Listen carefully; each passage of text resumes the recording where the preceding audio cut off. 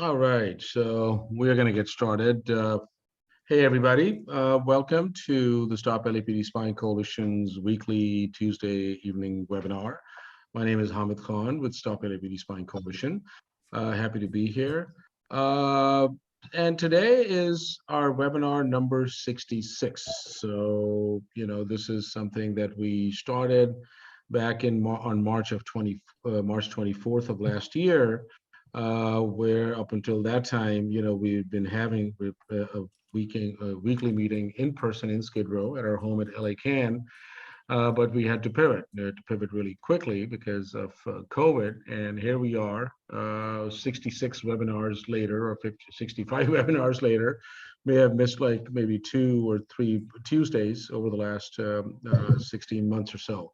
But happy to be here, happy to keep the continuity, happy to keep the space going, and happy to have met a lot of folks who otherwise may have not been able to join us in person over the last several years at our meetings in Skid Row. So as some of you who've been in this exercise before and some of the regulars, just we will be opening up the mics and everything else as we get the conversation going. And hopefully, we will avoid Zoom bombing, which we've had our share of Zoom bombing, both, this in through chat and other things too. But if you have any comments or questions, please either use the raise hand, just option, or just send us a message on through chat. But we'll definitely open up the mic soon. Today, we wanted to talk about, and being the third Tuesday, and just as a quick reminder, the first Tuesday of the month has always been where how the national security police state intersects with gender and sexuality, looking at the deep state, the depth of it, how public sector, private sector, law enforcement, and the state overall uses surveillance and spying and infiltration as it comes to in relationship to gender and sexuality, which are not just, I don't want to say that in the same breath, so two distinct sort of spaces that we've been looking to build. The second Tuesday of the month is the police state and its war on youth. So covering that ground. The third Tuesday, which is today, is typically our general coalition meeting where we just sort of look at the political landscape and invite folks who are doing some amazing work in other spaces as well. And of course, the fourth Tuesday is around data-driven policing, which we've been doing quite a bit of work on that. So today we wanted to touch upon and stuff that we've been working on. This fight started about 3.5 years ago around academic complicity. That how the academy has been central into not only providing intellectual frameworks, but even providing direction, even providing how to engage, what the operationalization of the tools of violence look like, and how they can be operationalized, and providing directions to the national security police state. And one of the clearest example, as some of you may know, has been our fight against predictive policing, which, because of you all and us all and the community, we successfully dismantled in LA, starting with Operation Laser and the chronic offender program in April of 2019, and then finally PredPol in April of 2020. But as it is, so and obviously through that we learned the scale of academic complicity, which, by the way, has not stopped.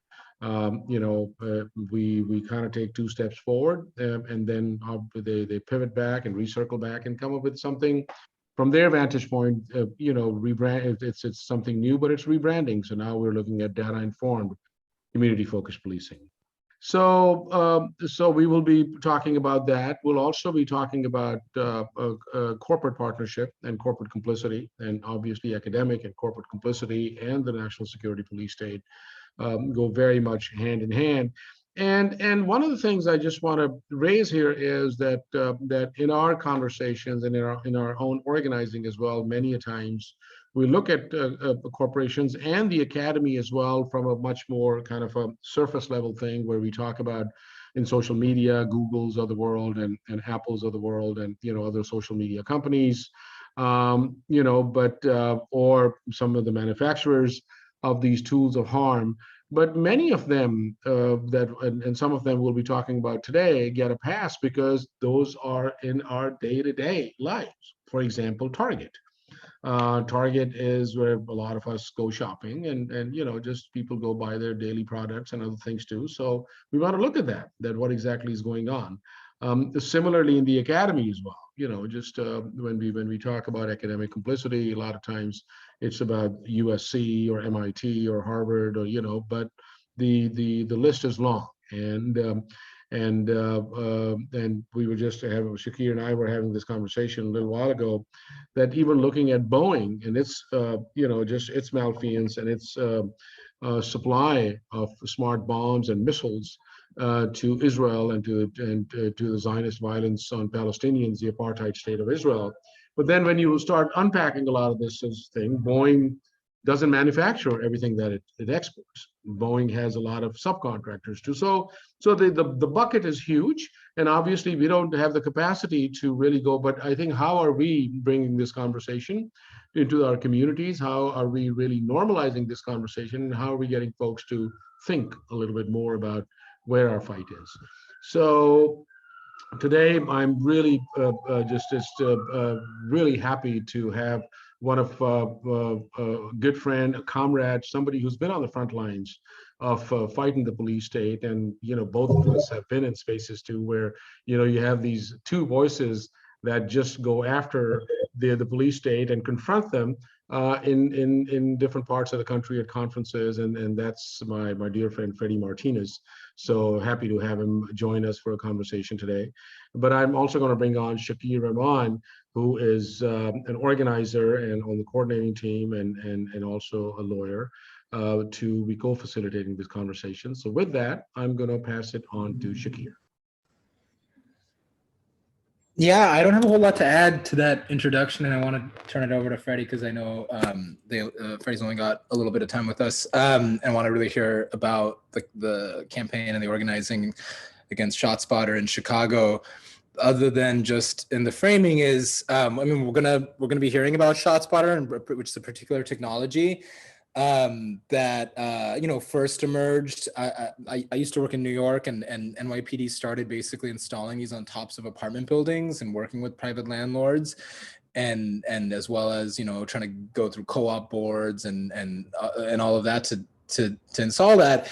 Over time, ShotSpotter has grown into not just being in the business of detecting gunshots, which is what the initial premise was, and I think Freddie will be talking more about that, to now being a company that bills itself both as that they're in the business of algorithmic policing, data mining, predictive policing, as well as helping police be more efficient, be able to manage their resources, to be more accountable.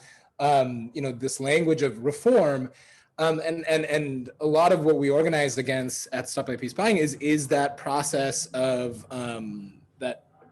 reform, and how things that the community dismantles, rejects, discredits over time, then become reshaped as this is actually become reshaped basically in partnership with kind of liberal and police, basically preservationist forces.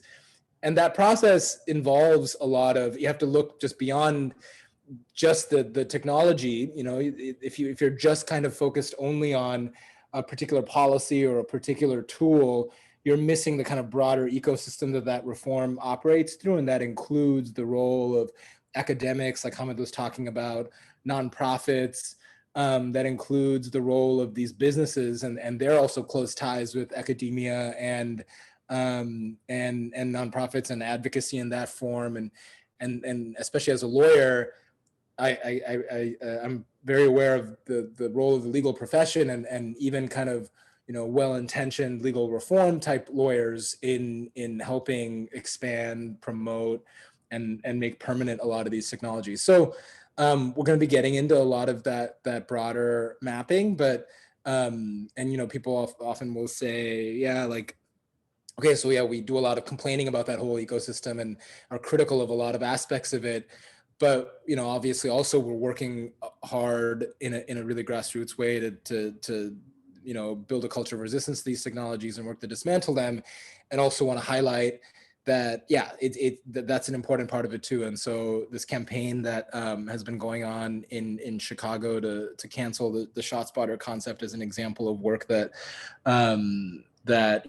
we look up to, and that we're also trying to do similar stuff out here. So excited to just hear from Freddy about all of that. So I think we can turn it over to Freddy, unless Hamid, you got anything else? Yeah. Okay. Yeah. Let's talk about ShotSpotter.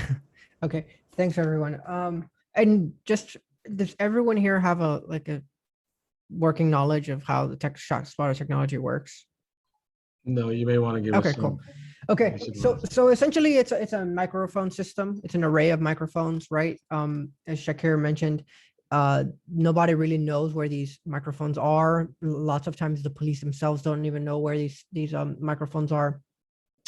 And so these microphones will pick up what they believe to be fireworks, and then they'll use a combination of like machine learning, AI type technology, and then they will forward these alerts to trained analysts who are in one of two offices, one in Washington, D.C. and one in Colorado somewhere. And these trained analysts basically get trained. They listen to gunshot sounds for like 3 days, and then they're trained analysts, and then they're sort of qualified to tell the police that there's a gunshot. And then what happens is that they'll send either push notifications, or they'll send an alert to like a police headquarters, who will then relay out to the police in the field that there's been a gunshot detected in this vicinity within 100 meters or so, and get to the scene as quickly as possible. And so that creates a lot of problems in a lot of ways. Obviously, like the fact that we have these microphones that are always listening, that they're essentially like sort of wiretaps that exist in society that we don't even know where they are. There's problems with the detection, with the AI algorithms, with these analysts that are sending these police out into the field. And then there's the actual problem of the police response itself. Overwhelmingly, and in fact almost exclusively, ShotSpotter technology is found in only Black and brown neighborhoods.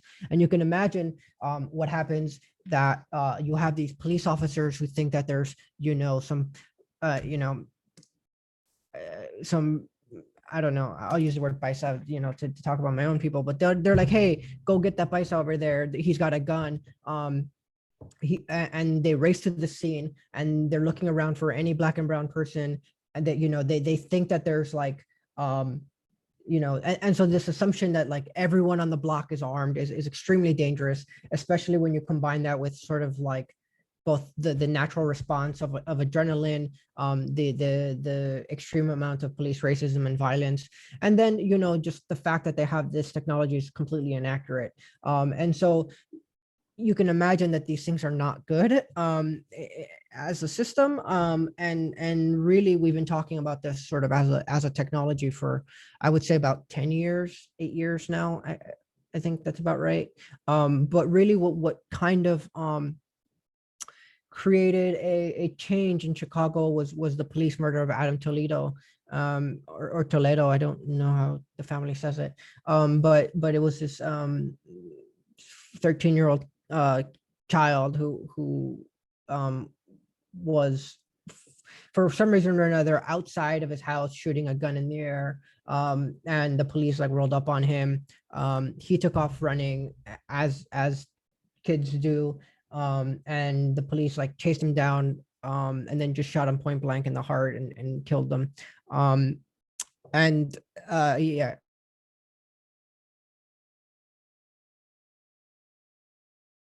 shown up, guns blazing on the scene, had they not ran this kind of extremely high risk foot chase, and had this technology not been deployed, then this whole situation could have been avoided. So that's kind of where the campaign came from. And that kind of is like kind of a tragic place to start a campaign, right? Like I hope that that's not a thing that we have to replicate in other cities, but that really is that was like a watershed moment in Chicago. And you know, so I'll pause there. I'll pause there, and I have a lot more things to go into, but I'll pause there in case there are questions. So folks can unmute themselves and even send a comment to everybody. If so, maybe we can see if folks have any basic questions about the technology itself. Any clarifying questions?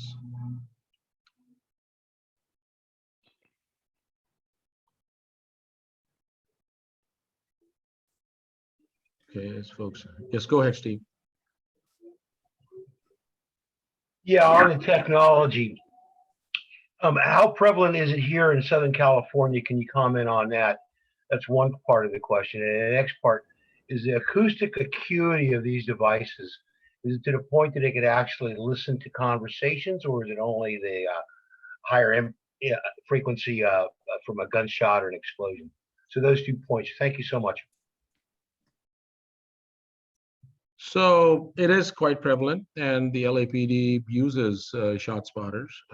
You know, this is something, and even going back to it, you know, when they were talking about deploying helicopters in conjunction with predictive policing, ShotSpotters is a part of the conversation as well, just to maybe track and the echo and the sort of the triangulation that happens as a result of that. So yeah, short answer, Steve, that they definitely are being used in Southern California, but I think the acuity part, Fred, do you want to explain that?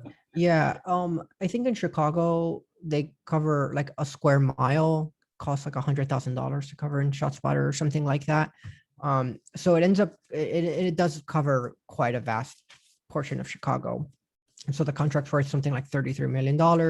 So it covers something like, you know, I mean, I'm not doing the math on the top of my head, but it covers quite a huge area of the south and west side, which is primarily where Black and brown people live in Chicago. It is, I guess, accurate enough to pick up on conversations. The company will swear up and down in public that they don't do this. They've been doing this for 5 years, and then about 2 or 3 years ago, they said, you know, oh well, we do sometimes pick up conversations, but we delete it immediately. So that's kind of the roving wiretap, the always on wiretap that we were talking about.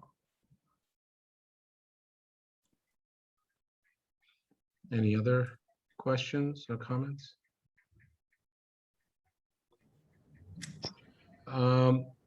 So there's a question on how long has LAPD been using this technology? So it's from Brother Pancake. It just came to me directly. So this has been, at least we know that they've had it over the last 5 or 6 years. But ShotSpotter, and it may have been for a longer period of time as well. We have filed an updated public records request, Pancake, with the LAPD, which has been going on, an ongoing thing with them since September of 2019. So it's almost coming up on 2 years.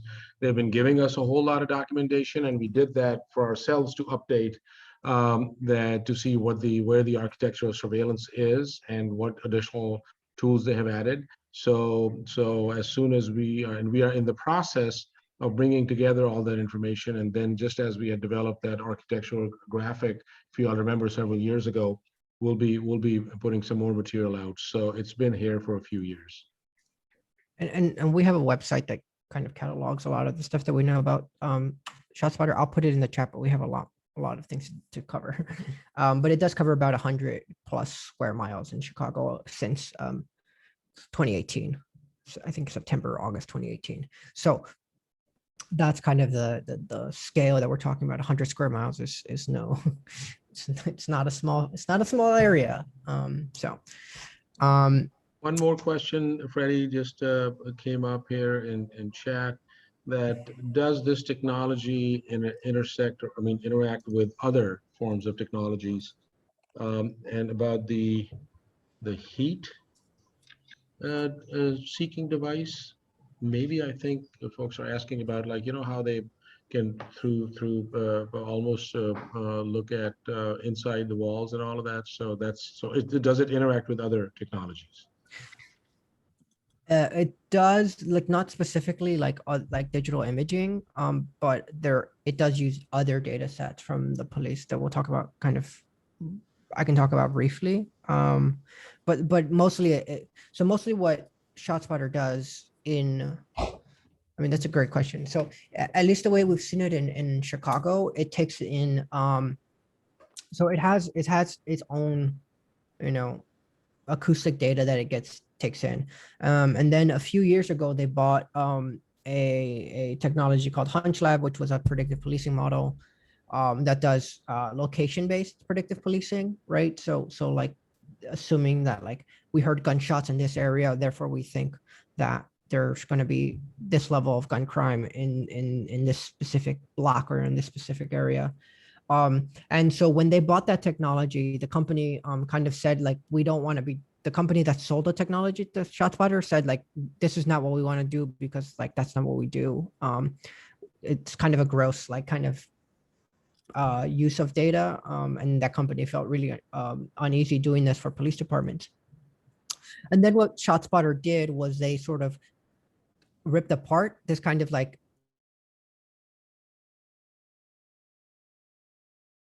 but you can imagine that some models are more neutral than others, if that makes sense, right? And so what they started doing is started taking, it used to be things like weather data, past historical data, things like that. And so what ShotSpotter started doing was adding in even more biased data, things like arrest records, previous crime data, things like that. So it kind of creates this predictive policing that they're doing is even more implicitly biased. Like, not only is it already biased because you're only listening for gunshots in Black and brown neighborhoods, like you're going to find crime where you're looking for it, but then on top of it, you're adding in things like arrest data, previous crime data, which we already know is heavily biased toward Black and brown people. And so a lot of what ShotSpotter does in terms of their predictive policing is sort of laundering really biased data and then saying like, well, our computer predicted this. And so that's mostly the data that it takes in is like arrest data and previous data like that. And I don't know that that's public in any way. I have documents that have not been made public about this specifically, that we got through like a FOIA lawsuit. I'll see what I can share. But like we've been using it internally into the campaign, and we got these documents like last week. So I don't know how much I can share, but just be aware that like that is how HunchLab is being used, and yeah.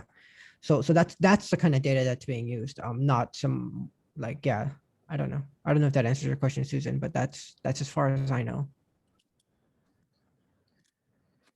Thanks. Yeah. Yeah. And when we don't kind of know all the inputs here either. And also these companies are always like trying to experiment with new forms of just like data mining, and like they all depend on access to as much data as possible, especially like the kind of like Palantir and other like data integration companies. So they're always looking for new sources of data and surveillance sources to be able to say, oh, this is how our prediction is working.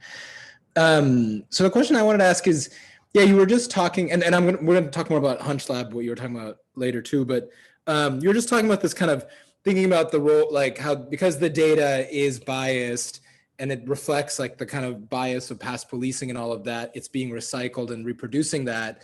And I think that's often a critique that, yeah, that people are aware of around like data mining and like kind of data-driven policing is like just that recycling of data means, yeah, they're always going to be going back to the same places that they have previously policed, and it's going to be kind of, racist data in, racist data out.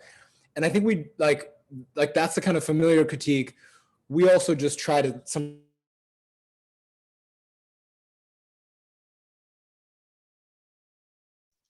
Shakir, we can't hear you. We just lost you. Oh, really? Okay. Just after we just recently, and then we lost you after the data mining and all. Maybe I'll just get closer. And And so, well, what I wanted to maybe ask you to talk a little more about is a thing you mentioned about how what these programs do is like ShotSpotter means that police are going to show up in a place that they might have been showing up anyway, but they're going to show up now, like real hands on the trigger, because they're coming into it being told that a gunshot was just fired. So they are just going to come in like fucking, real hot. Rambo, yeah. Yeah, and they're all going, ready to go. And it sounds like, and that's, we've always known about, like, that's kind of what these programs do. Even predictive policing, when they pull someone over after seeing, and a red flag goes up on the license plate reader, and it says this is a high, this is a chronic offender or whatever, that is heightening the like racism and just like ready to go aggression that cops always have. Like that tool, that technology is just amping them up in that way. Yeah. And so when you're talking about Adam Toledo and the young boy who was killed in that way, I don't know if we have another example like that, but that just seems to be really that. So I think, you talked about how that really triggered the campaign, but if you can just share a little more details about how that went down, because I think that really exemplifies more than just that ShotSpotter is surveillance or ShotSpotter is bad data, but that ShotSpotter is like a tool that just makes people show up and kill people. Yeah. And I think just a few things to respond to. One is that this idea that somehow we're only deploying to high crime areas is really, quite frankly, bullshit. I mean, whenever I have that conversation in Chicago, I'm like, do you understand that Chicago is extremely economically and racially segregated because of a history of redlining? That, Chicago today is more racially biased and racially segregated than it was in the 1990s. And so we can't have that kind of idea of like crime is sort of a thing that happens and we're responding to it. It's an active process of economic exploitation. And so that's like the first part. And the second part that I think you kind of hit upon that I think is important to talk to, even with the well-meaning liberals who like believe in reform, is that these are not the things that like even if you believe in like police reform and that's the thing that you want to push for, like this is not that, right? Like all this de-escalation training nonsense that they push, like this is going in the exact opposite direction. And I think it's a good place to talk about like this kind of thing that you're talking about, the way that the system works is sort of at odds with what I guess kind of more liberal minded reformers are advocating for. So I think it's a good message to bring out to different kinds of audiences, even if it's like not our position. It really is important to talk about like that's what's happening in these neighborhoods. And so Adam Toledo was murdered in a neighborhood called Little Village. It's also the neighborhood that I grew up in. And I mean, it's a tough neighborhood, working class, first generation, second generation immigrants, recent immigrants from mostly Mexico. And it has obviously issues of poverty, gang violence, all kinds of issues. But I mean, it's not like on any other neighborhood. It was not uncommon. I mean, like let's be real. It's not uncommon for people in any neighborhood to shoot their guns off in the air. It's not a good idea, but people do it, and they don't deserve to be murdered for it. But it's a thing that happens in neighborhoods like Little Village. And so this teenager, it sounds like, was a young child, I guess, 13-year-old boy. It sounded like was being like recruited into a gang, or along that path. And at one point on that night it sounds like hanging out with something like a 21-year-old or 20-year-old. And it sounds like this 20-year-old sort of gave him a gun and was like, go ahead and shoot this thing. And he starts shooting it in the air. And then like there's a police car about 3 blocks away. So it's a partner in the car, a female and a male. And the only reason that matters is that when they pull up on the scene, the female goes and secures the 21-year-old and like sort of puts him in handcuffs immediately. And Adam Toledo takes off running. And instead of, securing the scene or calling for backup, the police officer takes off running, chasing this kid into a dark alley with no kind of backup, no kind of support, no kind of visibility. So Adam Toledo runs toward like this fence wooded area, throws the gun behind the fence, goes to put his hand up, and then the cop like immediately just like shoots him in the heart. And this is like the kind of tactics that we've been seeing in CPD for a long time. When the DOJ did its investigation into CPD, where they established a consent decree, like the first thing that they talk about is CPD engaging in these very high risk, high profile police armed foot chases where they kill people that are very strategically dangerous. And so couple that with this technology, and by the way, this report came out in 2017 and CPD is still not like put in a new policy, right? And so this is like why it's important both to be like, to talk critically about like the technology, but also to talk critically as abolitionists. Like it's been 6 years, like this policy isn't in place, police continue to murder people. Obviously the solution isn't another policy, right? The solution is to take away this technology so that it doesn't lead to these kinds of harms. So that's kind of like the story of the Adam Toledo case. And I also think it's important here to talk about like, for better or for worse, like I grew up in a little village, I know that neighborhood, I know those issues, and also like to be sort of representative of like these are like I'm not currently some kind of academic talking about these things in the abstract. These are like lived experiences that people from the neighborhoods really care about, and these are the issues that they're calling for, and they're calling for abolition because like we know that that what's happening in our neighborhoods is not going to like be solved by like a foot police policy, foot pursuit policy. And so that's kind of like I think important, and that's kind of the backstory, which I think, I don't know, and that's all I'll say. But question in the chat?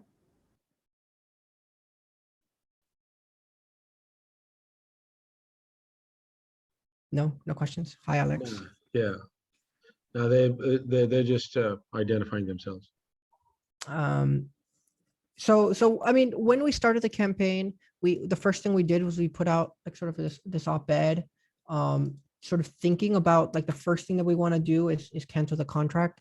And this is just like a op-ed that we put into one of the local papers on the South Side.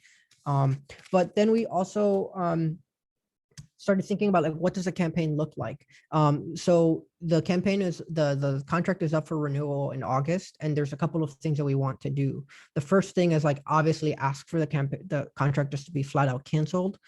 But another goal of the campaign is there's a provision where you can delay a contract for 90 days while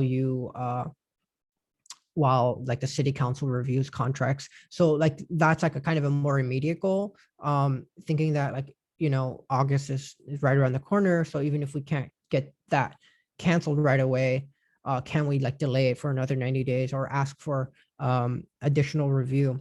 The other thing that we're thinking about is preventing the spread of ShotSpotter. So there's a situation in Chicago where there are a lot of shootings near or around highways, and there's this jurisdictional sort of infighting between the state police and CPD. No one wants to like accept sort of responsibility for solving the shootings. So the solution is just to put ShotSpotter all up and down the highways. And so another immediate goal is to prevent the spread of ShotSpotter technology just along the highways. And then another goal that we have is preventing the spread into white neighborhoods. So right now, since it's primarily in the black and brown communities, we don't think that it's like a reform to like put it everywhere in Chicago. Like we don't want that. Obviously there's gun crime everywhere in Chicago. But like another goal of ours is to make sure that people are aware that like that is not a solution either. The solution is just to sort of get rid of these contracts. So those are like the immediate goals of the campaign. And we've done like I did send Hamid some of the intermediate steps, the graphics we made a petition where we made like a form where people can send us their stories about ShotSpotter, because here's the thing, like nobody unless the police tell you that like you got stopped because of the alerts, there's no way for you to know. And sometimes the police will tell you like, oh, we stopped you because of this alert. And that's why we searched you. But we don't know, and it's almost impossible for us to get that information because like we're not sort of hanging out everywhere in Chicago 24/7. The coalition that we're working with, we've been working with a couple of different coalitions. So we have a sort of another coalition that we built out on just challenging surveillance sort of technology, like all over Chicago in all of its forms. But this coalition that we built in has like groups like BYP 100, Acre, Asada's Daughters, organizing communities against deportation. So kind of a broad category of different Lucy Parsons Labs, a broad category of different kinds of community groups that are doing a lot of this work. And then the other thing that we're really trying to do is figure out who are the impacted people that have stories that we can share and sort of, I won't say be at the center of the campaign, but also like really, you know, we need those voices to really highlight the harms that are happening. Yeah, I'll pause there, and then I have a few other things that we can talk about this stuff. I mean, I have a lot of different things to say, but I'll pause there in case we have questions, comments, concerns.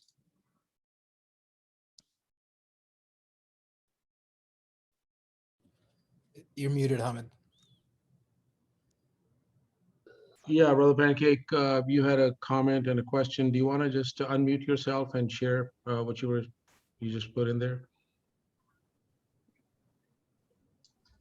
Yeah, hello everybody. Can you hear me? Yes, Yep. we can. Thank you. Okay, I just had a question. You know, I'm just being made aware of this technology. Got to do some more research.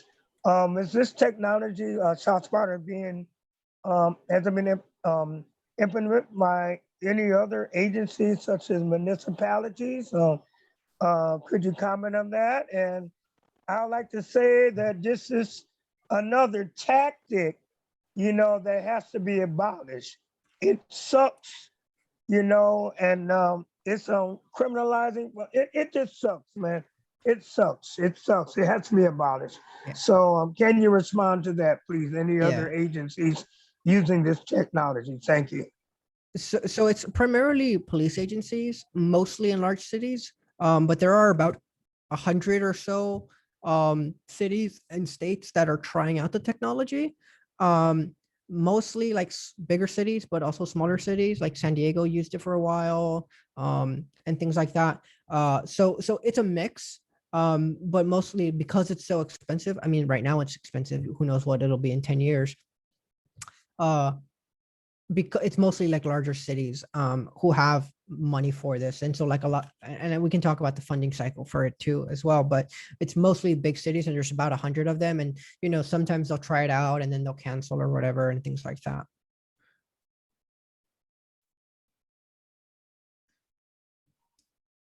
Thank you. I have a question too about, yeah, a little bit what you're talking about in the petition that Hamid shared. And yeah, like Brother Pancake saying, we need to think about how to abolish this technology at the local level, and even just, you know, the like it shouldn't exist anywhere. This campaign that you all are doing sounds like it's focusing around the contract and like canceling the contract.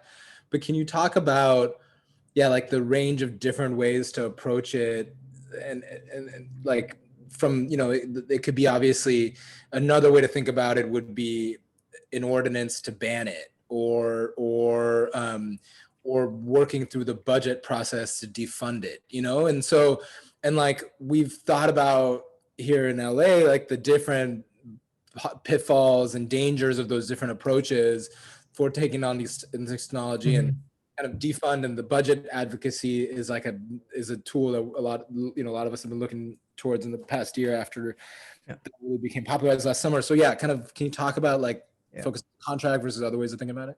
Yeah, I mean, the contract is the one that we're focusing on, just because it's the one that we have the most immediate like community organizing around. Like that's what we can control the best. But there are a couple of other ways that we're thinking about it. And let me just back up a little bit and talk about how we know the information about the accuracy of ShotSpotter. So there's a group up here in Illinois, the MacArthur Center for Justice, that has been doing a lot of FOIAs, and what they're trying to do is figure out like what is the accuracy rate of this technology. The vendor, they just like lie. They just like literally ask police departments like, what number do you think the accuracy is? And they came up with the number 97, because some police departments say at 80% and some of them said 100%, and somehow 97 is the number. And that's what they like sell their technology as. It's 90% accuracy rate. It doesn't mean anything. They've like gone on the stand and told judges that they just make up the numbers from their marketing departments. And so what the group at MacArthur Center for Justice has been doing is they take a FOIA and like basically are trying to be as conservative as possible about ShotSpotter alerts. So take a ShotSpotter alert and then look and see if there's a police report or a citation or anything associated with that alert. And then so that gives you a number. It gives you like a number like 83 or 85% of the time there's no, the police show up and there's nothing to report. They stay on the scene for about 2 minutes and then they leave. And then the other thing that they're doing is looking for things that are not gun violence. So obviously the police roll up, they see people hanging out in the corner, they throw everyone up against the wall looking for a gun, and then they'll find someone with an outstanding warrant or with a bit of weed or whatever it is, but not a gun crime, right? And then you take that number and you take that out of the equation. And so really what you're looking at is like the alerts are like false positives 93, 95% of the time, which is a shocking number. Well, not shocking, right? We know this technology just sucks. So when you see a number like that, you can do a couple of different things. Right now we have a petition in a trial right now. Well, we're asking the judge to do to look at what's called the Fry standard, which is basically scientific evidence can't be introduced in a court of law unless it meets some basic threshold for accuracy. So like fingerprints, DNA, right? Like bite analysis has been thrown out as inaccurate. Things like this, right? So we need judges to take a look at the data under Fry and really say like, if this technology is inaccurate 93%, 95% of the time, why would I let like the police department introduce this as evidence? So that's another standard, like that's another tactic that we're using, is really trying to challenge this inaccuracy, because like it shouldn't be introduced in any kind of court of law. And so if you find that like, these cases are going to get thrown out, then the police would just stop using the technology. And then we're also thinking about approaching like a pattern and practice lawsuit. I don't know how that would look, right? But like the fact that it's only in Black and brown neighborhoods tells you something about police priorities as well. So those are kind of like the different angles that we're thinking about. Certainly the FOIAs and the Fry Standard Challenge got like a lot of media attention. And people have been asking us a lot about that. So I would say that that's a legal strategy that is really ripe for further exploration. And then the other thing I'll say about the statistics is that Johns Hopkins University did a recent study, and they looked at 10 years of ShotSpotter technology, and it found that it had absolutely no effect on gun violence, gun crime in any kind of capacity. So. Word. Yeah. Thank you. Okay. I know you don't have a whole lot more time, so maybe I'll just see if anyone else has more questions or comments, or otherwise, if there's anything else you want to. Yeah, I have two more things I want to throw in there before I take off. And this is about funding. Money received through the war on drugs, private police foundations, general operating budgets. I mean, it's kind of a mix. Federal grants from the Department of Justice. I mean, the money's coming from everywhere, and it's always hard to tell where it is. But just to say that, like, it's a lot of mixed kind of income streams. So if you're looking into this like across the country or in your own backyard, just like think about diverse state income streams. And then the other thing that I'll talk about, and this is kind of a little bit outside of the scope of ShotSpotter, but it also is really important, and that's the role of academia in sort of sanitizing this technology and this kind of very specific scientific racism. In Chicago, we have attached to the University of Chicago, there's a thing that's called the crime lab. And literally what they do is they have analysts embedded, like sitting side by side with the police department, doing data analysis, doing number crunching, trying to predict where crime is going to happen. Where should police where should police officers be deployed? There's a graduating academy. Take half of them and put them in this district, take 30% and put them in that district. Like, this is the kind of stuff that the crime lab does. It's like deeply embedded with CPD. They also like analyze ShotSpotter data. They are in these strategic decision centers, which are kind of like real-time crime centers, but on a much more macro level. Micro is the right word. And it's backed by like private equity money, like Ken Griffith, who's like a huge donor of Chicago politics, and he's like one of the richest men in America. Gives them money, the university gives them money, and then foundations give them money. Foundations like the Joyce Foundation has given them money previously. And so one of the other things that we've been working on is sort of trying to expose the crime labs, not just like work with ShotSpotter, but with all of these other kinds of systems, because what they're doing is essentially policing, right? And they put this kind of very neoliberal, like, oh, well, we're just analyzing data, kind of spin on it, but it's bullshit. And thankfully, like in Illinois, if you're doing what is considered a core governmental function, like policing, like what they're doing, their records are subject to FOIA. So like we've been suing the police department and trying to make sure that those records that Crime Lab has are made public. And so for example, the Crime Lab has gone to some of these like police conferences, the real big ones, like International Association of Police Chiefs that happens every year, and presented about their data and their work with CPD. And then they claim that what they're doing is private work, and we're just volunteering, and we're just crunching numbers. And thankfully judges have seen through that veneer. And so we're using that also as another way of digging in and showing that it's like not, and we've gotten some really good stuff. That again, like I mentioned at the beginning, the fact that they're using gun violence data and crime data only came out through those kinds of lawsuits. So yeah, looking at like the role of academics and whoever's supporting them, like private foundations, we've had a bit of success sort of pushing foundations and pushing popular opinion away from this kind of scientific racism. So I would say that that's a really good place to be pushing. And we're also happy that we've had partners from U of C, like students there, community groups, people who live in Hyde Park where the university is, lots of people, professors there who have the same criticisms. And so that's like another kind of project of ours, but it's all tied into some of the stuff that we've been doing.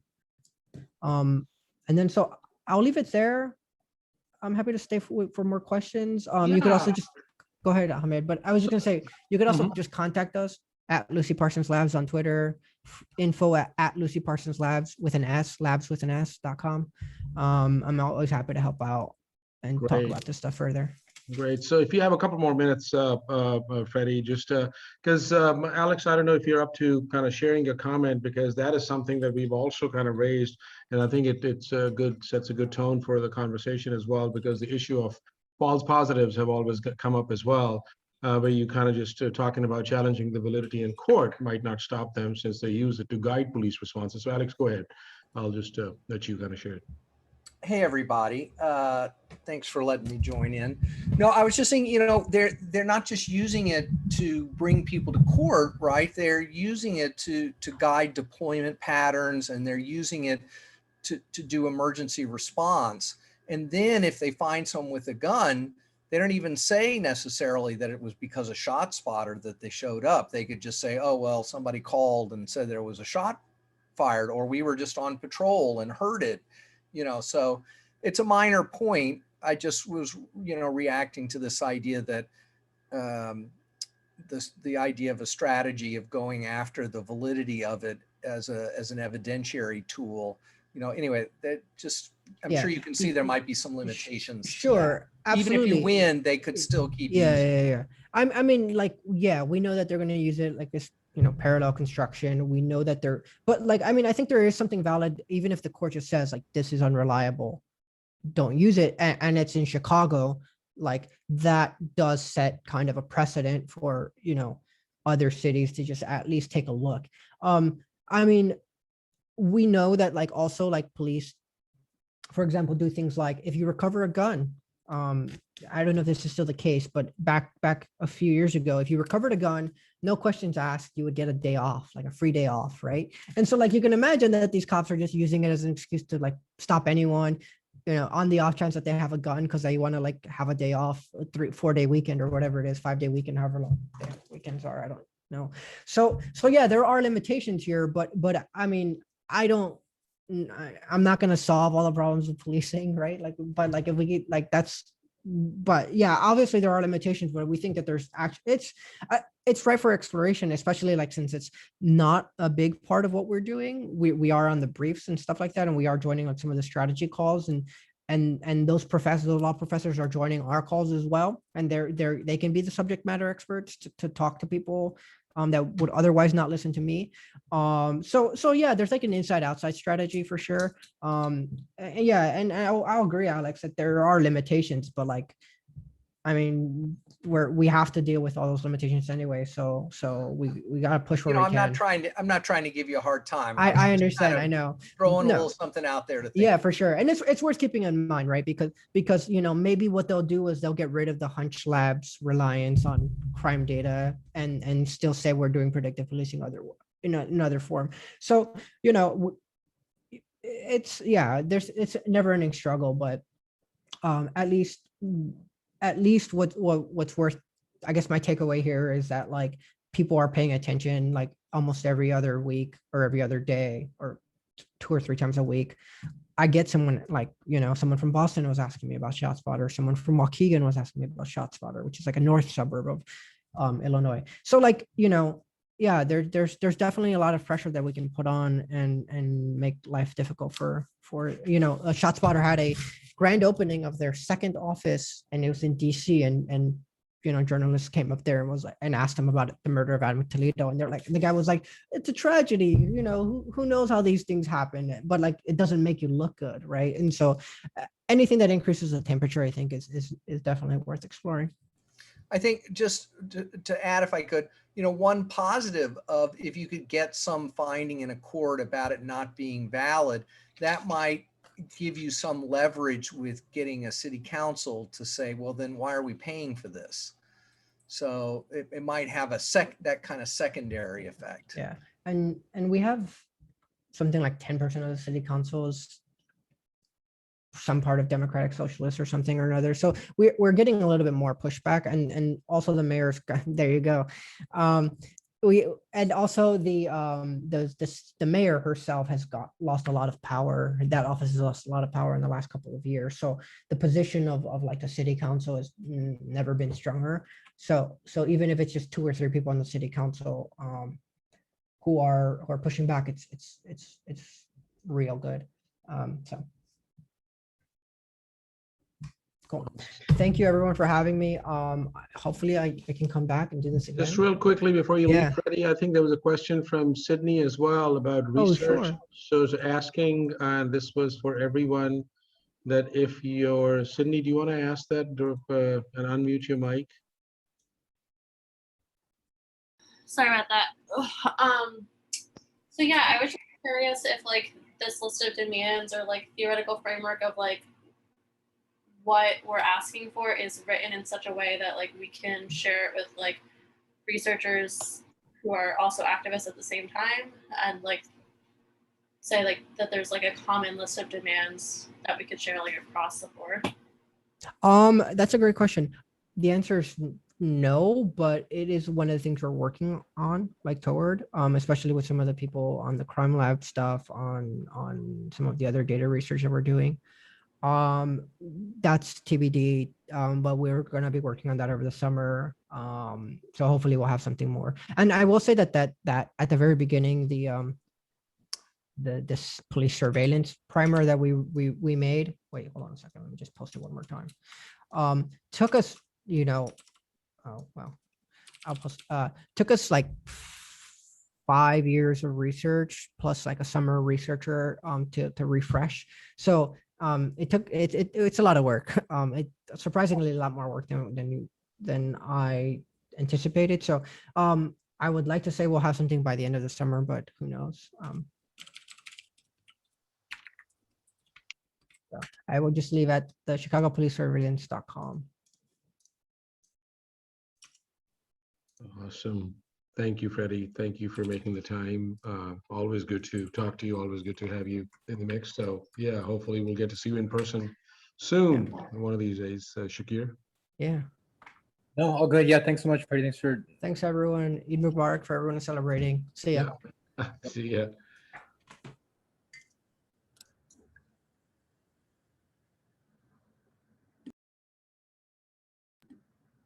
Shakir, you want to take it? Yeah, sure. Yeah, so I think, yeah, like we talked about in the beginning, we wanted to have Freddie on just to kind of introduce and frame the role of ShotSpotter as one of these examples of ShotSpotter as an example of a harmful police technology and data mining technology, as well as their campaign as an example of kind of community and grassroots resistance to that and organizing against that. But as we were saying, and Freddie was, I think, lifting up a lot of these connections too, is that ShotSpotter is a good example also to think about the relationships to kind of, like he was saying, the academic institutions, academic research, professors, as well as kind of nonprofit advocacy and the role of kind of legal reform, as well as like kind of like even, I mean, he was saying that it's hard to think of ShotSpotter as a police reform, but it is often presented in that way. And I kind of wanted to just start there with even just how ShotSpotter presents its work and sells itself, and then want to use that a little bit to connect to the like kind of evolution of predictive policing that we've witnessed and been organizing against in LA. And then kind of talk a little bit about some academics and role of academic complicity in that and the organizing against that. So just to start, here, let me share my screen. And this is, I'm just gonna like go on the ShotSpotter website and just like see kind of how they present how they sell this stuff around the country. And that's, they have a number of different products. As we were saying, they kind of began first as just these microphones that they would set up on top of buildings or in public places and apartments, whatever, that was gunshot detection. And it purported to be able to hear a gunshot and then be able to triangulate where it is. And then it would send a report to the police saying that we believe a gunshot was here, and then police would go rush over there. Building on that backbone over the years, they've now also added all these like what they call like case management, patrol management types of systems. Those come from actually, and I'm going to come back to this, ShotSpotter acquired this company called HunchLab, which Freddie had also mentioned was a location-based predictive policing company, basically using algorithms and data mining, including like reports of past crime, reports of past arrests, taking the data that police generate and using that to make claims about, oh, this is a neighborhood, or this is a date, or this is an hour at which there's going to be more crime in this location. So that's where we need to send more police. So that kind of predictive policing in LA, we're really familiar with Predpol, which is another company like this that was founded by a couple of UCLA academics, and Predpol stands for predictive policing. The community has been organizing against that and forced LAPD to end its use of Predpol in April 2020. HunchLab is another one of these. I think they're originally from Philadelphia. Just another like for-profit predictive policing company. So ShotSpotter acquired them. And now as part of that, they, talk about how their technology is used to prevent crime using, you know, artificial intelligence that tells police where to go and patrol. You know, they have access to these kind of predictive individual officers as well as crime analysts have access to this, and it sends them in different places, as well as they claim that the use of this data is going to be like that using algorithms and data in this way means that they're mitigating bias and they're mitigating over policing. So it's a way of kind of cloaking it or dressing it up as like, oh, like this is making policing more fair, less racially biased, less excessive, making it, you know, kind of the language of reform, of that we're improving, repairing, fixing policing, and making it better. And so that transformation is something that that, you know, in a lot of the country has happened a little bit over time. And now to come back to LA, as I said, LAPD stopped using Predpol in April 2020. That same, and previously, a year prior in April 2019, they'd ended a homegrown police predictive policing program that was developed internally at LAPD called Operation Laser. So both those programs, basically after years of community pressure and organizing, you know, led by the coalition and different community groups, LAPD stopped using both those programs. But the same month that they stopped using that program, they also announced something called, where is it? Too many tabs. Okay, I'm just gonna come back to it and find the tab first. But they announced a new kind of paradigm of, or like a new the framework that they released like a whole report on and stuff called, here, I'll share the report, data-informed community-focused policing. So this is the same month that they stopped using Predpol, and they announced, you know, we're not doing Predpol anymore, we're not doing Operation Laser. Instead, here's our new vision for data mining and surveillance. It's something called data-informed community-focused policing. So one thing about that is like, it's a fucking mouthful compared to saying Laser or Predpol, and that's probably kind of intentional. It's like harder to organize against something that like doesn't even have like a clear acronym. It's just like, it's like sounds super vague. But a lot of what this is, and this is like a, you know, a 70-page report, is talking about how they're now, you know, no longer going to be doing.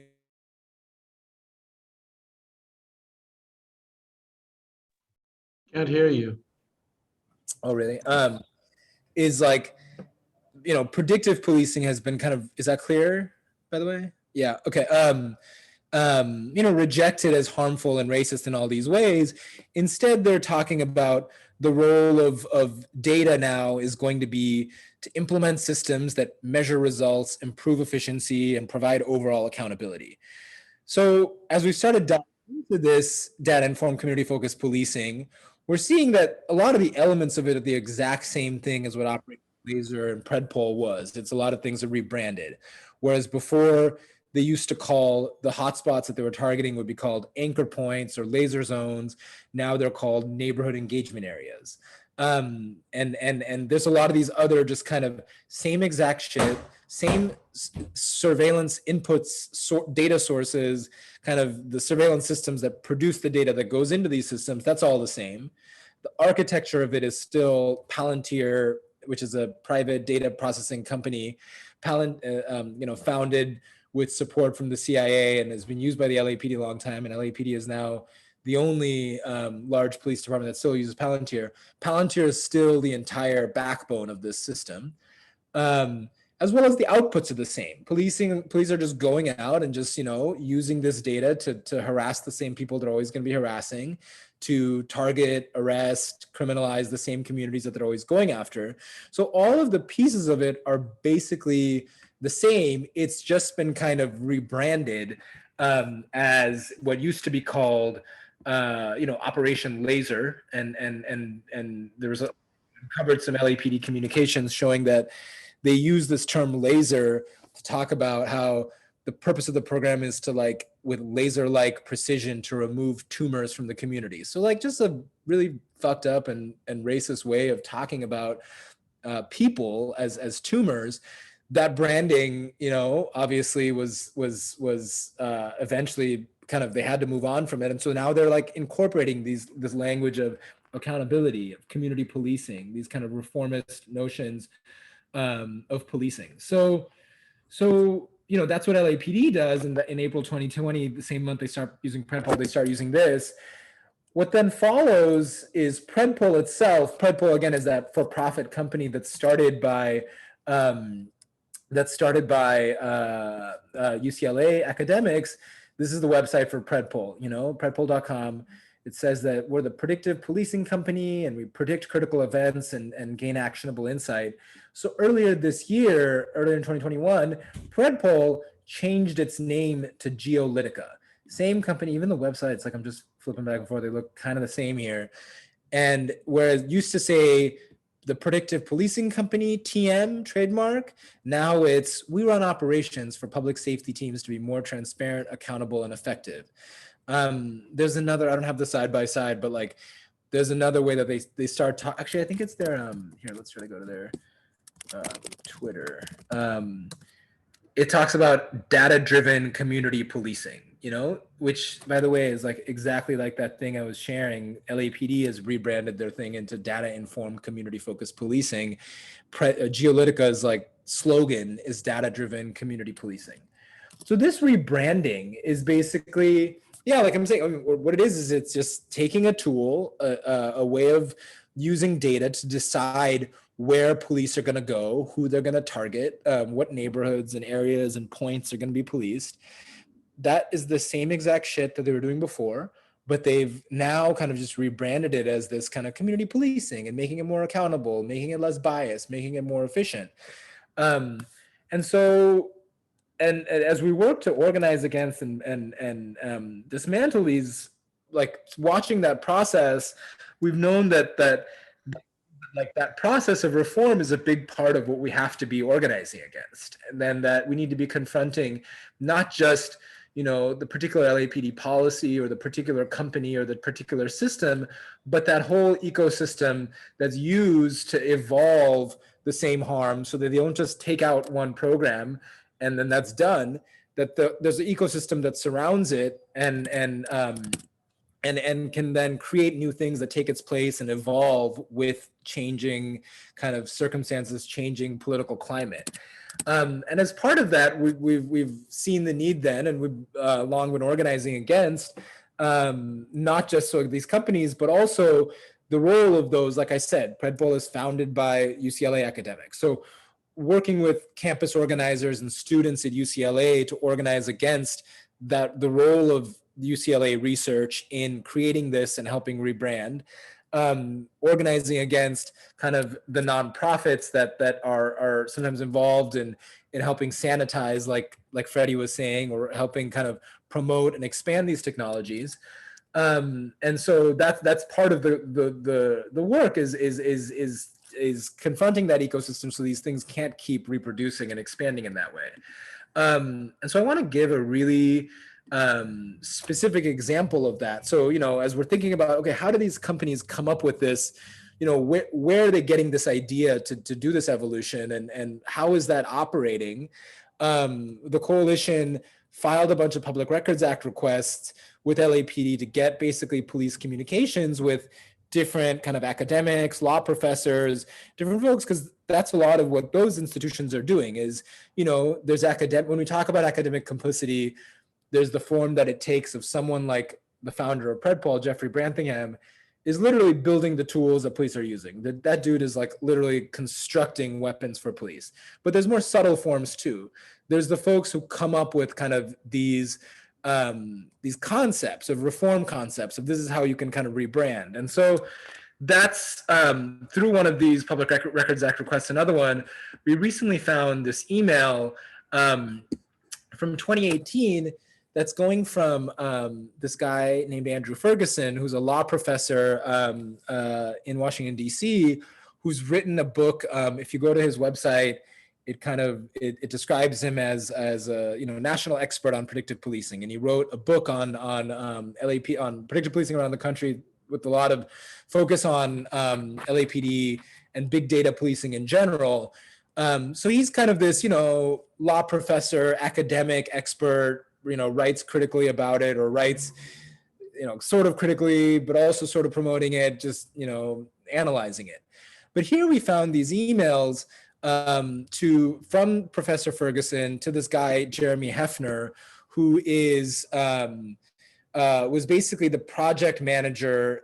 Azavia was the company in Philadelphia that owned HunchLab. So it was the project manager for HunchLab, which, as we said, has now been acquired by ShotSpotter, this company that Freddy was talking about, and is, has been tied to the shooting of Adam Toledo, that young kid. So HunchLab is the predictive policing company that I'm talking about. And in this email, you basically see here, sorry, I'm gonna resize the window a little bit, but you see Ferguson in 2018, so this is years before all these rebrandings that I'm talking about, emailing Jeremy Hefner, the product manager of Predpol, saying, actually the conversation begins with, let's say a city came to you and said, we are interested in using HunchLab primarily to improve police accountability. Like, what do you think about that? And then there's a bunch of back and forth, and anyone who's interested, just share it in the chat. I can send you these emails. We can talk about them more, but I don't want to just spend too long on this. So I'm just going to try to just kind of highlight a couple key parts, which is basically he's telling them that, hey, listen, like, this whole notion of predictive policing, like, people don't like it. Like, people have been complaining about it. And like the way he actually says it is because the bloom is off the rose of predictive policing. Like, I think, like, I guess it was rosy before, and it was a fucking, it was a flower, but now that people aren't that into it, you need to come up with a new branding for it. And so he's saying, what if you told police that, look, we have a patrol management system, like that's what you've been using, this Predpol. We also have a different product that's for police departments that don't want to do that, but are concerned with police accountability. You're not concerned with crime reduction. You want police accountability. That's like the buzzword that you're trying to kind of sell. And, some cities want one, some cities want the other. Here's the thing, both products that you sell would have the same shit. They both would have the same crime prediction and predictive and patrol management. It would just be pitched differently, and I guess collect different data. The core would be the same, but the focus of one would be monitoring police and opposed to police criminals. He's saying there's going to be a lot of cities, including some, by the way, who want both, or like a police chief who wants both, but wants to be able to please the public, who's going to start going for this, like a police chief who's going to get, here he says, I'll get credit from I being, I guess, the police chief, will get credit from the community of caring about police accountability and won't have to deal with the predictive policing backlash. So here he is in 2018, this dude, like, law professor, kind of academic expert on predictive policing, advising the company that is HunchLab, like how, that this is, you should start selling what you do, the same thing, just redress it as, instead of predictive policing, that's stinky, people don't like that, sell it as police accountability. And that, as we see, is the exact transformation that we later see, one with LAPD. They rebrand their stuff, especially after the community and community organizers succeed in mobilizing against it. They rebrand it as this community accountability thing. Later on, the company Predpol also comes and says, oh yeah, no, that's not what we do. We actually do community accountability and community policing, and even ShotSpotter, this gunshot detection I showed on the website in the beginning, is now saying that we're all about mitigating, reducing bias, and that's the role. So that transformation, I'm not saying that Andrew Ferguson, this law professor, is the mastermind of it all, but just in that mode, and for all we know, his goal might have actually been to try to, I'm not even gonna try to speculate about his goal, but like the point is that kind of academic approach of let's study it and let's think about how it's working and not working, how it's being not received by the community in a certain way and is being rejected and is being criticized. And here's another way to think about it. That's also a part of, it's different from perhaps the academic who's literally, designing a missile or designing a gun or designing a surveillance technology, but it's designing the reform concepts that are used to promote, sell, expand, sanitize these technologies. So that's, when we talk about academic complicity and the role of academics, that's kind of another example. So maybe I'll pause there. And yeah, if anyone has any questions or thoughts about this kind of transformation of predictive policing to what we have been just in the coalition calling just predictive policing 2.0. And actually, shoot, I wish I had it. There's another actually email from Andrew Ferguson. Oh, sorry, this is another connection that I have to share. The reason, by the way, that we were able to obtain these emails. So here, this email that's from Andrew Ferguson to Hunch Lab. The reason we were able to see it is because, we filed a Public Records Act request, but you can only get Public Records Acts from public agencies. So after he's had this email exchange with, he's a private law professor with a private company, he forwarded it to LAPD's deputy chief, Sean Malinowski, who was, he's widely reported as, the LA Times described him as the architect of LAPD's predictive policing programs of Operation Laser. And so Andrew Ferguson, it's not just he's talking to the companies, then he sends this over to the deputy chief of LAPD saying, here, check this out, just FYI, I think it's completely possible to do it in Baltimore. The reason he's referencing Baltimore is because Sean Malinowski, after years of running LAPD's predictive policing programs, left LAPD to go into private practice and had a contract with the city of Baltimore to do kind of data-based stuff with the Baltimore Police Department. After that, Sean Malinowski is now you heard Freddy talking about the crime lab at the University of Chicago that kind of works with the PD, the police department there, and does all this data, predictive data and stuff with the police. Sean Malinowski, former LAPD chief of detectives, and then I think also chief of staff, right? And deputy chief, is now the director of policing innovation and reform at that crime lab at U Chicago that Freddy was talking about. So this is just, I know I've been throwing a lot of names and information, but it's just, you really see in this example or set of examples, just kind of all these connections between academia, industry, and police departments as this kind of, working to advance and expand their technologies.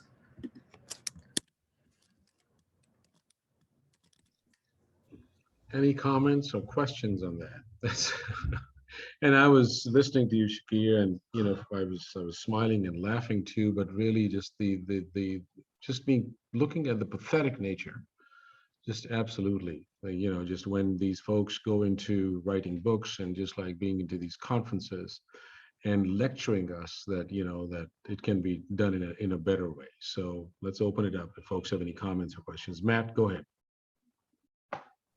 Yeah, the connections are just so dense and disturbing. And this week I was looking back at a conference at University of California, Irvine, that Hamid, you were at, and you were the only professor, or the only non-academic and non-police person. It was the Race and Policing Symposium, and Andrew Ferguson was talking there, and he was not only saying, he wasn't saying that predictive policing was good or faultless or like accurate or these things. He was calling it a racist technology. This was in 2016, and he was saying this is it encodes all these racist data and biases and all these things.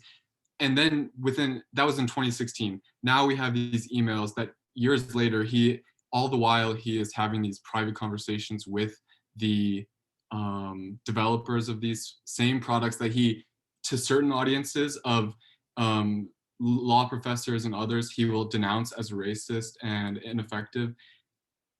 Behind the scenes, he's having these email correspondences with the companies and the producers of these technologies to help them do this rebranding. So it makes me think that like even this kind of liberal reform style that's out there right now, that is interested in processes that are racist and calling things racist. And this is a style that I think is prevalent even in like national politics with President Biden right now. Things are racist, and yet there's going to be ways to secretly do these kinds of rebranding and re-updating and reformulations. And I think that's really what I'm like concerned about. And yeah, it was great to hear from Freddie, and your presentation, Shakir, about how to address these things. But it's like it also accountability seems like one of the compromised words right now that is being people on two different sides of the issue are both using accountability, and I don't know how it's going to work after that. But that's just what I wanted to throw in. Thank you, Matt. Any other comments? Susan, do you want to unmute your mic and maybe share a thought?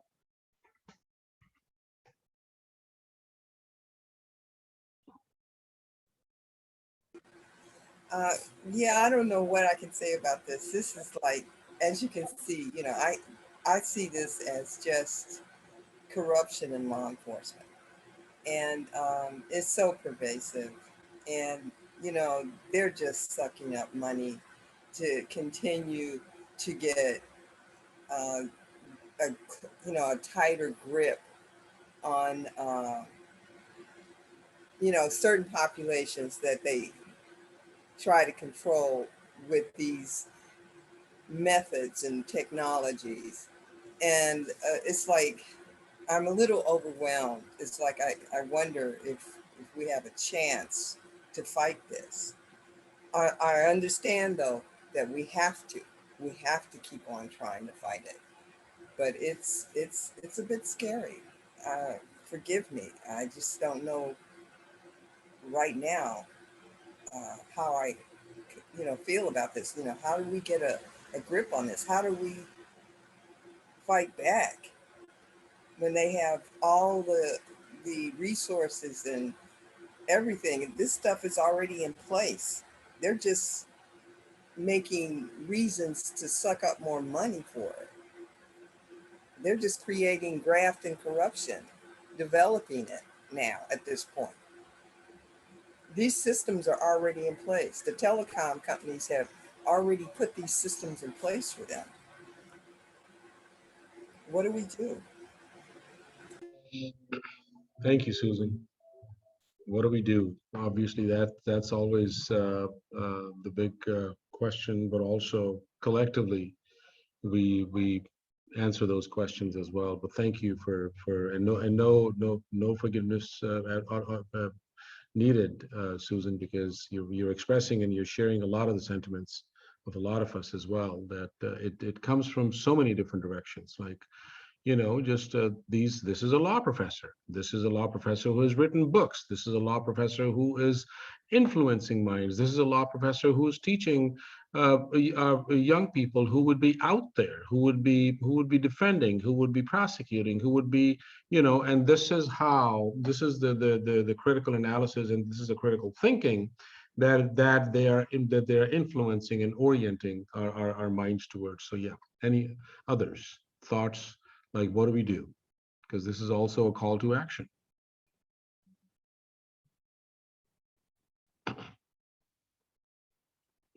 Maybe the folks who are in the academy, maybe students or whoever. Maybe a question to Jessica, someone that we know. So not to put you on the spot, Jessica, was that a student? Like, what do you think? No, I was literally just about to unmute myself, because as I hear about this and as I read more about it in the report, it's kind of frustrating, because I think it also brings my attention back to like Michelle Alexander in her book The New Jim Crow, just how like everything, and we talk about this a lot, right? How everything, all these reforms just lead to more devised and more like tactical things that continue to inflict harm on our communities. And to tear our communities apart, essentially, right? Like we're talking about people either being incarcerated or being targeted, or we can see it as like a social death, right? But like at what point do we create our own blueprint, and like what does that blueprint look like, right? in terms of alternatives to all these things, right? Like what does an alternative to police look like? I'm not talking about continuing policing, but what do we need to see, and how do we get academics and like scholars to support those things versus, you know, the things that we see currently coming down the pipeline, which aren't at all, you know, in any way covert about its racist tactics or about just, you know, continuing to inflict harm. So that's just kind of like where I'm at, where I'm like processing, but I'm also like, what can I do as a scholar, as an organizer? Yeah, so that's kind of where I'm at. That's just some thoughts that I have. And not to put folks on the spot, we also have with us Alex Vitale, who wrote the book, The End of Policing. So I'm just going to ask you, Alex, any thoughts on this kind of stuff, like how somebody who's been, you know, researching, writing, and really kind of on the leading edge of the academic and scholarship around abolition and the end of policing. So Susan's question, because it is overwhelming, like, you know, it's coming from so many different directions. So I'm in those emails actually, because I know the fine professor, and evidently, you know, he was like warning them, waving them off, talking to me. So, well, there's a group of folks who've been talking, meeting, taking some action on this question of academic complicity. And obviously, I've been in conversation with Freddy about this, but we've been trying to look into groups like the Center for Police Equity, run by Phil Goff, the Justice Collaboratory at Yale, run by Tracy Mears and Tom Tyler. And these have been some of the chief apologists and boosters of policing. And I kept thinking about, you know, the ways in which they have tried to co-opt our language so that then you get Tracy Mears saying, well, we need to abolish police as we know it. And then when you look carefully, what she's really saying is, give us more money to study police so that we can find out what's wrong with them and reform them. That's what they mean by abolishing police as we know it. Not once, and so it makes it difficult, I think, for a lot of people to figure out what's being talked about, right? Because they're intentionally, you know, co-opting the language. So one of the things I suggest to people is, well,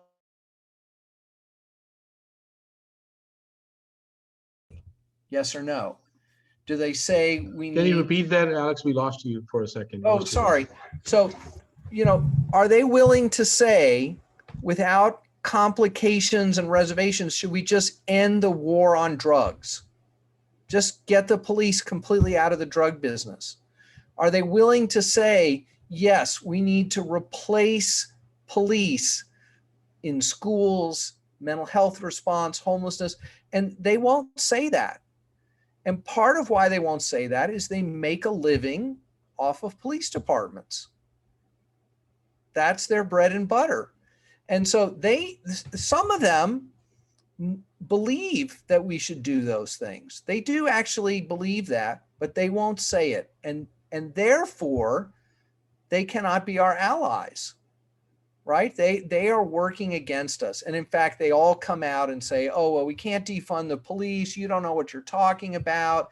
You know, Tracy Mears with these very insulting, patronizing interviews about, well, they've never read a police contract, and they say they want to defund the police, but they want more diverse police and they want younger police and better. And I'm like, no, we don't want any of those things. That's what you want. We don't want that. So the message here is we have to read very carefully about what they're saying. And the good news is research is underway right now at Yale and some other places to more fully expose how harmful this co-opted language is. So stay tuned, and I'll be sure to keep you all in the loop about those developments. Oh, thank you. Absolutely. And no, we have our eye on Tracy Mears and Philip Atiba-Goff has been have had high. And of course, the whole David Kennedy ilk and everybody else from John Jay. I mean, you know, these are all. And Thomas Apt and yeah, Focus So- Deterrence. Yeah. So there's going to be a new edition of my book. And in that new edition, I've added a whole discussion of this, including naming all those names, including Kennedy and yeah. Excellent. Thank you. Thank you. Other comments or questions or just reactions to, you know, just what folks are hearing before we move on to the next piece?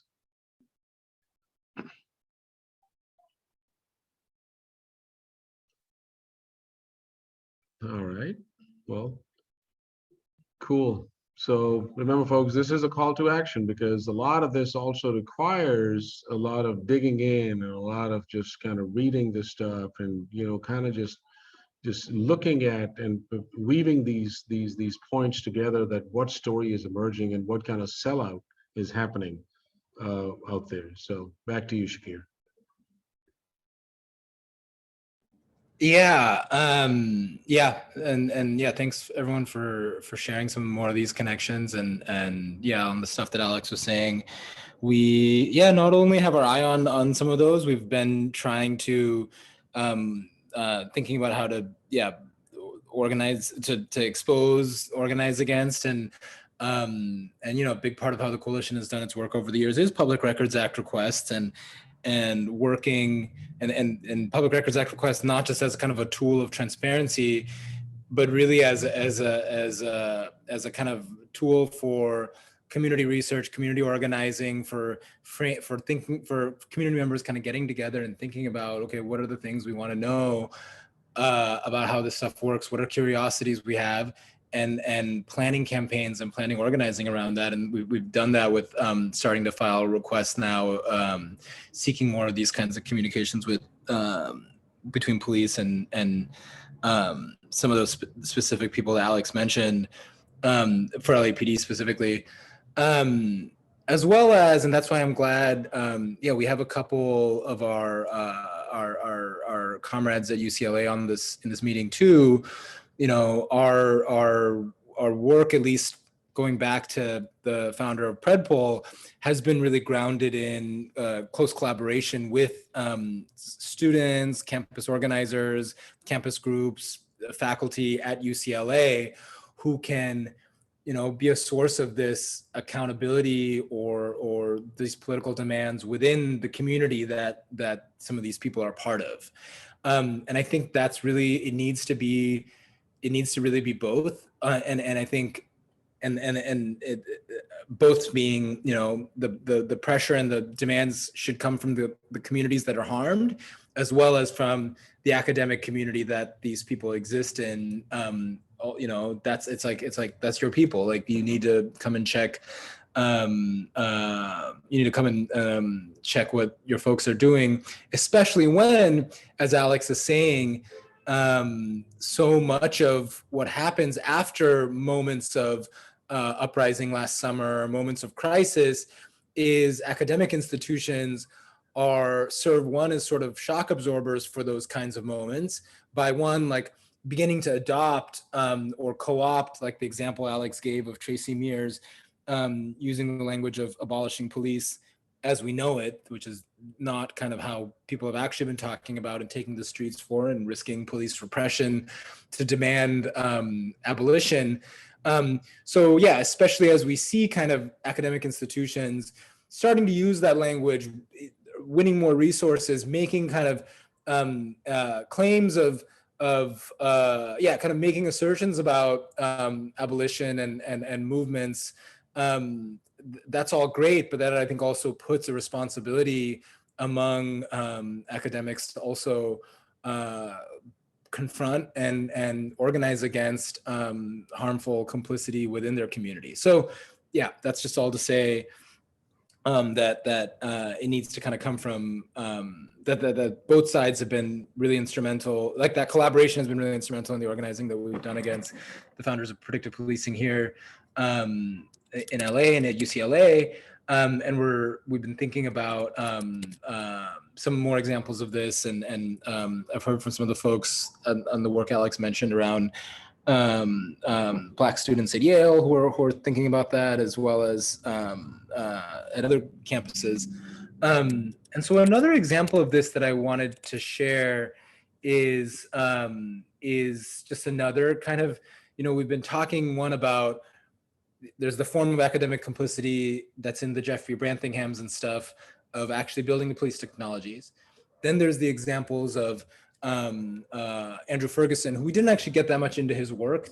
We just kind of share these emails, but his role is more just talking to everybody, kind of presenting, like, running around, like, helping proliferate ideas and sharing ideas here and there, and kind of being in a way a critic, like a mild critic of it, but a criticism that helps just kind of advance and evolve the system. And another kind of example that we've seen is academics who actually even work even more closely for and are actually funded by or are hired by police departments or police technology companies to help kind of provide a veneer for their technology, to help promote it, to help as well as to provide a stamp of, oh, this is ethically okay because we came in, this liberal nonprofit is working with, or these liberal academics are working with the harm-doing technology company, therefore it's cool. And so the example of this that I want to share, and then I'll first just start with kind of giving background on them, and I'll share a little bit of their history that we're aware of in Los Angeles, is this nonprofit hosted at NYU's law school called the Policing Project, that is now about 5 or so years old. And I'm just going to start by, even before we get into, let's start on their homepage, which is, big picture of this mural of George Floyd, as well as here's some, I just cycled to this other, I think protests on the Brooklyn Bridge from last summer. But so, and it's run by kind of law professors and liberal reformers. But if you look at like who they say their partners are, well, one is PE here, is the Center for Police Equity that Alex mentioned. And it's also just a bunch of, police departments. And then if more kind of sinister as view or red flags, if you start looking at their funders. So the funders for this company or this nonprofit that does a lot of work on policing and police reform are a lot of the companies that we've been talking about. So ShotSpotter, this company, that we began this conversation with today, says that they provide support for policing projects, work on ethical regulation of policing technology. It's just, you just stop and it's like ethical regulation. You would think that kind of one of the first, cornerstones of ethical regulation is that it shouldn't be funded by the exact companies that are selling that technology. That's just kind of, when I've talked to other community members and stuff about this, like the first thing people say is like, isn't that a conflict of interest? And it's funny, like as a lawyer, like, yeah, like people are using that language of like, yeah, it's kind of a legal conflict, absolutely, to be funded by the companies whose work you're purporting to kind of be doing, be ethically regulating.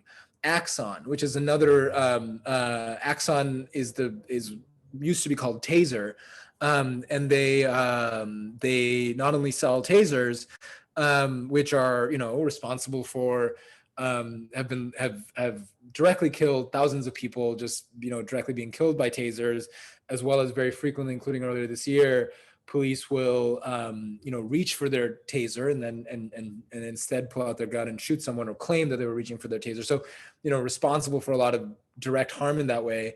Axon is also one of now the leading vendors of police body cams, which is obviously a reform that emerged really kind of in response to, or a lot of people would say, and as a kind of co-optation of the Ferguson uprising, that all of a sudden companies started or police departments started buying body cams as this like example of reform that both police and kind of police reformers quickly found common ground on in response to the uprising, and you know, has then led to a lot of resources being poured into this, you know, being directed towards police departments for this technology that is now, you know, primarily used for surveillance, for propaganda by police, and is rarely kind of used to actually benefit communities in the ways that people who are promoting this technology promised. And so Axon, I want to focus more deeply on, because Axon here, so Policing Project says that they serve as staff to Axon's independent AI ethics board. And the reason for that is, or whatever that thing is because Axon is, it has been really getting into the algorithmic policing and AI and data mining, specifically around, or particularly around body cam footage, around like kind of data analysis, storage, and all of that of body cam footage, as well as facial recognition and other kind of automated analysis of all the footage that's coming from those, all those body cams that exist everywhere. And the reason I want to focus on this is, like I said, so Policing Project, this nonprofit at NYU run by this law professor named Barry Friedman, is funded by Axon, as well as on those pages are other companies, you know, ShotSpotter, Microsoft, Amazon Web Services, Mark 43. These are all police technology companies. But the Axon one is really significant because the reason here in LA folks have encountered the Policing Project and Barry Friedman and have organized against them is because back in 2017, the LAPD hired the Policing Project and Barry Friedman to fly here to like basically to write its body cam storage, like footage policies. And to do that through a process of like community input that was basically, you know, like doing this survey and hosting these community meetings or something like that. And then to write the policies that govern LAPD's storage and retention and use and release of footage collected by body cams. And this was, you know, shortly after, within a couple of years of the body cams starting to be piloted and rolled out among LAPD. So, you know, they start rolling out the body cams and then, or piloting them, and then they fly in this nonprofit to basically write the policies. As soon as that nonprofit started doing those community sessions and stuff, the community began mobilizing against it. And I was not living in LA at the time, so I just know this history secondhand, and so I'm sharing it. And I know actually Jamie and Hamid and others and Pancake and stuff on this call can probably share more about what that actual organizing was against, but just the effect of it was a lot of mobilization against the whole process, discrediting it from what I understand from the perspective of like, no, the community does not want LAPD to have body cams. Like that's the question that we're rejecting, and that, you know, obviously this nonprofit is being brought in to sanitize your use of your surveillance through body cams to come up with this policy. As a result of that mobilization, a number of kind of other academics that had been involved with or hired to partner with Policing Project, that NYU group, academics at UCLA and UC Irvine pulled out of it, saying, yeah, the community is rejecting this process, and so we're stepping away from it too. And so we've obtained a lot of emails between Policing Project and their founder, Barry Friedman, and LAPD kind of, you know, responding to that and like, oh shit, like, what are we going to do? The community is like rejecting our process. You know, Barry Friedman is then like saying, I'm so disappointed in these, you know, these professors who said they would partner with us and now they're not. And, you know, this is really giving me a lot of sympathy for how life must be for y'all being the police, like for how, you know, what it's like kind of, you know, dealing with all these, you know, community opposition to the work. But then, you know, they ran the thing through and they write the policy, and the LAPD enacts it. By the way, their work here was paid for through the Police Foundation, which is like a private foundation that buys things for LAPD. And Freddie had mentioned, looking at those foundations, that's another key thing. So, and then that policy is rammed through. And the reason I bring this all up is because then, as a result of that LAPD policy and institutionalization of body cams, LAPD then goes on to purchase, I don't have the number at hand now, but I think it's like $30 million is how much LAPD has paid to Axon since then in the last several years for the body cam equipment, as well as the kind of data analysis, data storage, some of these exact things that Barry, the nonprofit policing project is claiming is funded by Axon to be kind of doing ethical regulation of. Then those exact products that they then are then hired by police departments, or police departments hire them to then write their policies to use those things, and yeah, so it's just kind of this web of these direct connections. Two more things about Policing Project real quick are, if you look at their website, so they sell what they do as responsible use of policing technology. So again, at the same time that they're funded by these police technology companies and then working with local police departments to kind of, sanitize and come up with policies governing them, and like enact like policies for how the police department's going to use those. They talked directly about, much of the conversation around policing technology is framed as a stark choice between embracing the technology or outright banning it. At Policing Project, we believe a better approach is to figure out how society can benefit from particular technology while eliminating or minimizing any harm. So they're specifically saying that, there's all these communities out there that are trying to ban these harmful technologies, that are trying to ban tasers, or trying to ban facial recognition, or trying to ban like predictive policing, and we're out here funded by these police technology companies to organize against them, to oppose them. And we actually have a really specific example of this. This was one of the emails that an email that we obtained between Barry Friedman, the founder of that nonprofit, and Richard Tiefenk, who's the president of, the executive director of the police commission in LA, which is the Board of Police Commissioners, which is the civilian body that kind of sits over LAPD and sets LAPD policy. They had a meeting early last year after all of that body cam stuff. So this is more recently. And in fact, after they were kind of run out of Los Angeles by community groups saying, no, we don't want you flying in here and being used to promote and expand police technology.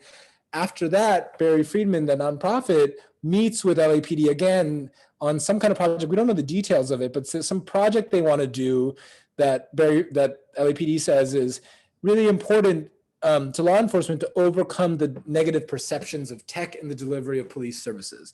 So we don't even know what this project is, but it's just something that they're collaborating on, the whole purpose of which is to encourage or sanitize like the impressions of how policing technology is used, which is the exact things that the community or Stop LAPD Spying Coalition and other groups are organizing against.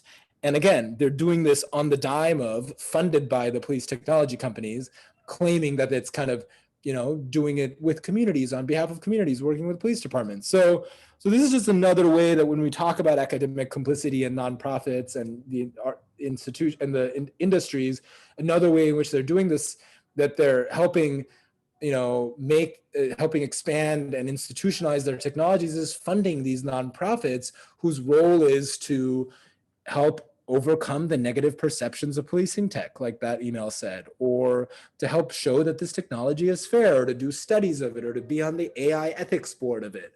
Again, funded by the companies that are selling this stuff. So I'll stop there. I saw Jamie also had a question and others, and if others want to just share about either from their experience of the body cam stuff that went down, or just any other questions or reactions. Jamie, did you have a comment?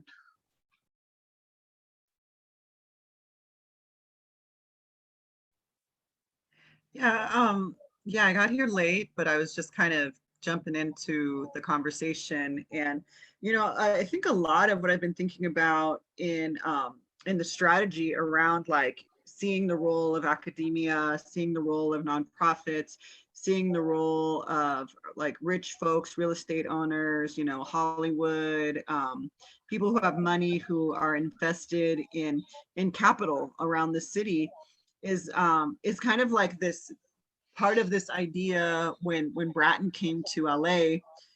And it was, this, I guess this idea that he said he was bringing from New York. So maybe in New York and Chicago and other cities that were being gentrified, the inner city was being gentrified faster than LA. And this idea of, when we think about community policing, we're always thinking like, part of it is obviously infiltrating, the community. Like when we think of the community, like folks, public housing, apartments, your home, whatever, getting on the ground, finding out who people are, getting informants.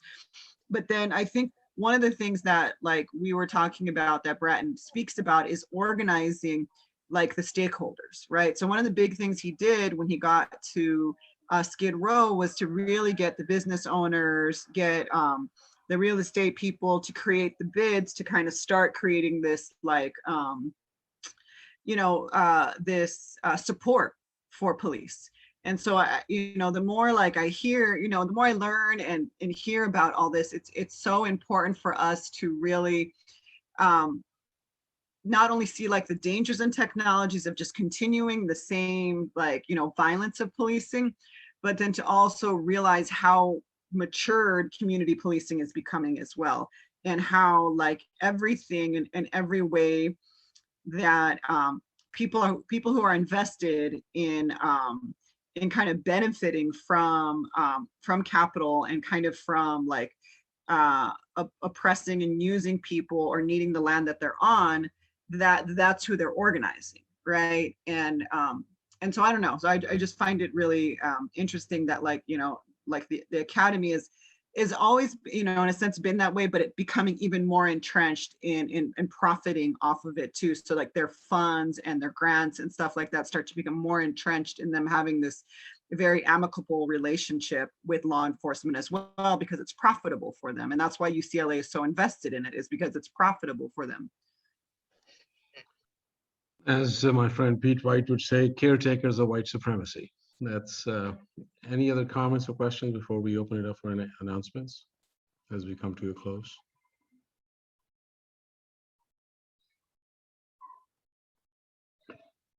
Well, good. Thank you, Shakir, for that. Was very enlightening and just good to know. And we are also, I believe that at some point we will be putting this in some sort of a report form as well, Shakir.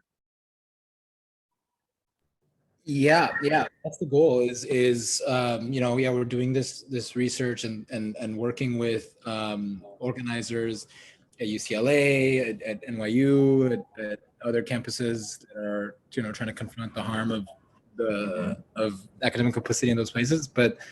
And Stanford is another example. So we want to put out kind of a report that breaks down these like different forms and nuances that academic complicity takes. Great. So real quickly, Greg, do you want to make a quick announcement just because we got to wrap it up in a couple minutes and there's one more announcement. So about the facial recognition stuff in Long Beach. You there, Greg? Okay. Sure, yeah. Can you hear me? Yeah. Oh, cool. Yeah, so for the last, since November or so, I've been trying to get Long Beach to address its facial recognition program. They've been lying about it for a decade till I was able to uncover it with Public Records Act requests. And I just received a special order they drafted back in March, but haven't made public on their SB 978 page, but I managed to get it as a PRA. I shared it with Hamid earlier privately. It's just basically a 2-page document. They just picked parts of the Locris template that they liked and drafted it. And anyway, it's been an uphill battle to get the city to address it at all. We have this thing called the Framework on Reconciliation that was supposed to address it, but the police just kind of sidestepped that and lied about having a program until people forgot they were supposed to address it, and then managed to draft a policy by themselves in secret. And that's about where we're at now. The police are presenting on Friday at 3 p.m. about the successes they've had with Locris and how and what they think are the best practices they've adopted that are far short of what best practices should be, or the ban that I'd like to have in place. And yeah, that's about that's about all I have on that right now. I've just been mainly watching your guys' work and trying to apply it to Long Beach as best I could. Do you want to, as we go to the second announcement, do you want to post the link as to how people can find out if they want to make a comment or participate in that public safety committee meeting in Long Beach on Friday? Yeah, I can get that up there in just about a minute. Okay, if you can put it for everyone in chat, that'll be great. So, and Shakir, before we close out, next Tuesday is our data-driven policing Tuesday evening webinar. What are we expecting? Yeah, we chatted a little bit. A bunch of folks here we're here last night too in our data-driven policing work group. And we were thinking of kind of focusing it around the relationship between surveillance and data-driven policing and the environment, and really a couple examples of that. For example, LAPD's what they call crime prevention through environmental design, like how they kind of, cut down trees and like really harm the built environment and the natural environment to facilitate policing and surveillance, as well as potentially use of surveillance and policing to target water protectors, land protectors, as well as the relationship between policing and for example, the LA River, which I see there behind Greg. So yeah, so just policing the environment. Great. Well, thank you all very much. If we don't have any more, Greg, I think just post it. So if folks want to maybe just hit that link and get the information there, that would be good. Okay, yeah. And then if folks want to make a public comment, that would be good as well. So with that, we've come to the end of today's meeting. And as always, these meetings are, well, that's why we call them, just power, not paranoia, but really it's about know your fight. Because in order for us to fight back, and we got to dig deep, we got to do our community-based research, we got to just really look at it through our lived experiences, through the community's experiences, that how much harm do they cause to all of us. So hopefully we'll have you all on Tuesday, and we are definitely figuring out how to go back to our in-person meeting, because we're organizers, we're starting to get back on the streets again, but this goddamn Delta variant, where it's going to take us, how it's going to affect us, but also looking at, because LA Can is our home, so looking at this sort of a hybrid kind of system where we maintain this Zoom presence as well, but also have that meeting in person. And also kind of looking at that, how do we kind of turn every Tuesday, maybe try to do it like a traveling conversation with the community, maybe one was Tuesday in South Central, another one on the East Side, and really kind of keep on building this knowledge base, because that's where it is. And that's exactly what at least I learned today, that how are we looking beneath the surface? How are we kind of looking at all these intricacies where, they just kind of get glossed over. But the fight is big, the fight is huge, and we will win. We will dismantle them. It's a multi-generational fight. Whenever it happens, hey, whatever at this moment and this time we are contributing, we are going to do that. So with that, thank you all very much.